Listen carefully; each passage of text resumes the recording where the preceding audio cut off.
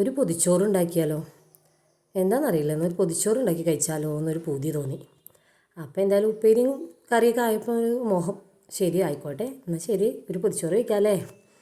അപ്പോൾ ഞാൻ കുറച്ച് ചോറ്, പിന്നെ ഇത് മോരുകറിയാണ് കേട്ടോ, ഒരു സ്പെഷ്യൽ മോരുകറിയാണ് കേട്ടോ. ഞാൻ പിന്നീട് ഒരിക്കൽ വീഡിയോ എടുക്കാം കേട്ടോ. പിന്നെ ഇത് പയറുപ്പേരി, കുറച്ച് പയറുപ്പേരി, ഒരു മാങ്ങാച്ചാറ്, പിന്നെ ഞാൻ അമ്പാടിക്ക് രാവിലെ കോളിഫ്ലവർ ഫ്രൈ ചെയ്തിരുന്നു, ചില്ലി ഗോബി, അത് കുറച്ചുണ്ടായിരുന്നു, അപ്പോൾ അതും ഞാൻ ആഡ് ചെയ്തു.